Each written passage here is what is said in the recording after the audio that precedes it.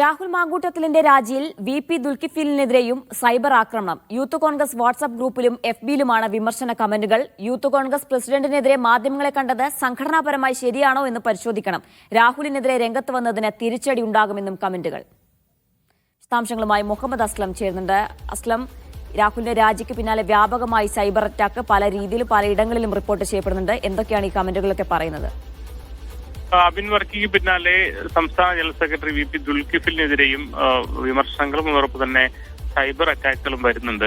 ഈ രാഹുൽ മാങ്കൂട്ടത്തിൽ രാജിവെക്കുന്നതിന് മുമ്പ് തന്നെ രാജിവെക്കണമെന്ന ആവശ്യം പരസ്യമായി തന്നെ മാധ്യമങ്ങളിൽ ഉന്നയിച്ച വ്യക്തിയാണ് സംസ്ഥാന ജനറൽ സെക്രട്ടറി കൂടിയ വി.പി. ദുൽകിഫിൽ. അതിന് പിന്നാലെയാണ് ഇക്കാര്യത്തിൽ വന്നിരിക്കുന്നത്. സംസ്ഥാന കമ്മിറ്റിയിൽ പറയുന്ന ഒരു കാര്യം എന്ന് പറയുന്നത്, ഒരു കാര്യം വന്നപ്പോൾ തന്നെ ചില ആളുകൾ മുൻ വൈരാഗ്യത്തോടു കൂടി മാധ്യമങ്ങൾക്ക് മുമ്പിൽ വായിൽ തോന്നി വിളിച്ചു പറയുന്നത് സംഘടനാപരമായ മര്യാദയാണോ എന്ന കാര്യങ്ങൾ മുൻകാല ചരിത്രങ്ങൾ പരിശോധിച്ച് നല്ലതായിരുന്നു എന്ന് പറഞ്ഞിട്ട് പറയുന്നുണ്ട്. അതിന് പിന്നാലെ അദ്ദേഹത്തിന്റെ വാട്സപ്പ് ഫേസ്ബുക്ക് ഇതിൽ യൂത്ത് കോൺഗ്രസ് പ്രവർത്തകർ തന്നെ വലിയ തരത്തിൽ ഉന്നയിക്കുന്നു. നീ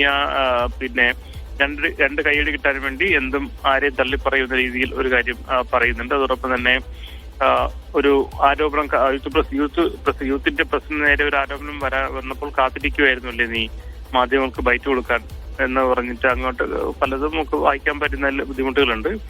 അതായത് രൂക്ഷമായ സൈബർ ആക്രമണം കൂടി വരുന്നുണ്ട്. അതായത് യൂത്ത് കോൺഗ്രസ് പ്രസിഡന്റ് രാഹുൽ മാങ്കൂട്ടത്തിന്റെ രാജിയിലേക്ക് നയിച്ചതിന് പിന്നിൽ ആഭ്യന്തരമായ ചില നീക്കങ്ങളുണ്ട് എന്നുള്ള സംശയങ്ങൾ രാഹുൽ പിന്തുണയ്ക്കുന്ന ആൾക്കാർക്കുണ്ട്. അതിനെ തുടർന്നാണ് അവർ ഈ അബിൻ വർക്കിക്കെതിരെയും അതോടൊപ്പം തന്നെ ഇതിപ്പോൾ വി.പി. ദുൽകിഫിലിനെതിരെ കൂടി ഇത്തരത്തിൽ വിമർശനങ്ങൾ ഉയർന്നിരിക്കുന്നത്. ശരി, മുഹമ്മദ് അസ്ലമാണ് വിശദാംശങ്ങൾ നൽകിയത്.